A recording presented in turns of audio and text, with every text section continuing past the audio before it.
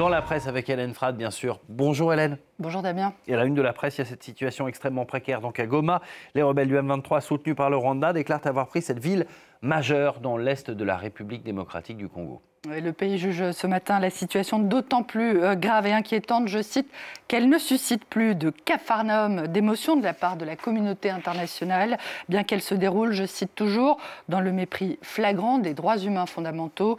Le quotidien burkinabé dit redouter un enlisement total dans la mesure où presque tous les pays de la région sont engagés au Nord Kivu dans une lutte géopolitique pour accaparer les immenses richesses de cette province de RDC. Dans le Financial Times, quotidien britannique, le spécialiste américain de la région affirme que les troubles causés par le Rwanda en RDC seraient pourtant faciles à arrêter et que le refus des Occidentaux de les stopper a conduit de nombreux Congolais à conclure que personne, je cite toujours, ne se soucie d'eux. Pour Jason Stearns, il serait facile pour les Occidentaux d'agir car le principal instigateur du conflit avec le M23 est le gouvernement du Rwanda qui dépend de l'aide étrangère. Selon lui, les critiques occidentales vis-à-vis du régime de Paul Kagame seraient contredites par les actes, comme le fait que l'UE a donné 40 millions d'euros pour soutenir le déploiement des forces de défense rwandaises au Mozambique afin de protéger les installations gazières offshore de Total Energy des rebelles islamistes. Voilà qui est dit. Dans la presse également, Hélène, des réactions à la déclaration de Donald Trump sur la nécessité, selon lui, de faire le ménage à Gaza en relogeant les Palestiniens en Jordanie ou en Égypte. The Guardian, le quotidien britannique, indique que ces propos alarment les alliés des États-Unis dans la région, provoquant même, vous le voyez ici, des accusations de projet de nettoyage ethnique à Gaza. Ces accusations sont relayées notamment par la presse officielle iranienne et le Tehran Times, qui évoque la chimère du président américain et son pari perdant, je cite, de reloger les Gazaouis ailleurs que dans l'enclave palestinienne. Mais qu'envisage réellement Donald Trump? Le quotidien libanais L'Orient le Jour se demande si la nouvelle administration américaine n'envisage pas de prendre pour prétexte la nécessité de la reconstruction de Gaza pour laisser la place à des projets d'investisseurs américains et israéliens et imposer le scénario d'une nouvelle colonisation israélienne à Gaza 20 ans après le départ des derniers colons israéliens.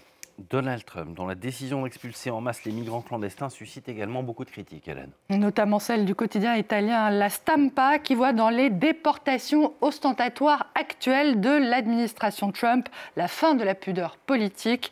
Le quotidien assure, je cite, que même Hitler n'a pas eu l'audace de crier au monde entier, comme le ferait Donald Trump, ses intentions de procéder à son projet politique.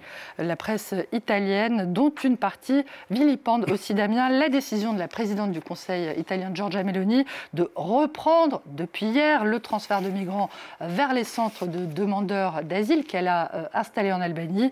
Le principe de ces centres a pourtant été suspendu par la justice italienne, dans l'attente que soit connue l'interprétation définitive de la Cour de justice européenne sur la notion de pays dit sûr. D'après La Repubblica, il s'agirait d'un groupe de 49 personnes au total, venus de l'Égypte, du Bangladesh, mais aussi, et c'est une première, de Gambie et de Côte d'Ivoire.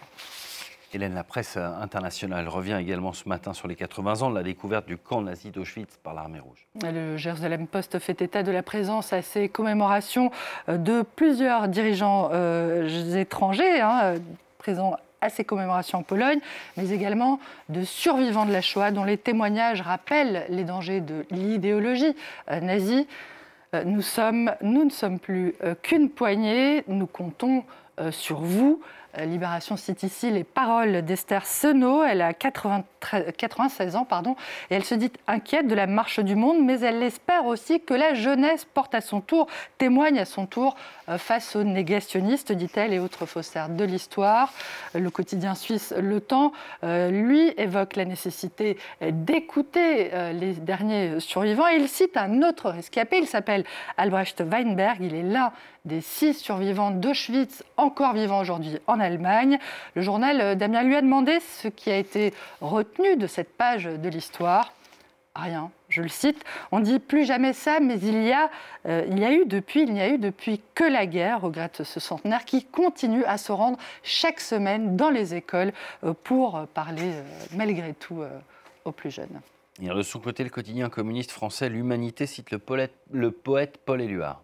Si l'écho de leur voix faiblit, nous périrons. L'Humanité salue la décision de laisser, effectivement on l'a entendu, la parole aux survivants, dont la voix porte la mise en garde la plus forte contre cette passion triste qui gagne du terrain partout dans le monde, à pratiquer l'exclusion, la haine et le génocide. L'UMA qui se demande, Damien, si l'on aurait imaginé il y a encore 10 ans que les deux dirigeants des principaux États concernés par la libération des camps, Israël et la Russie, ne participeraient pas à ces commémorations car ils sont poursuivis tous deux pour crimes de guerre et crimes contre l'humanité.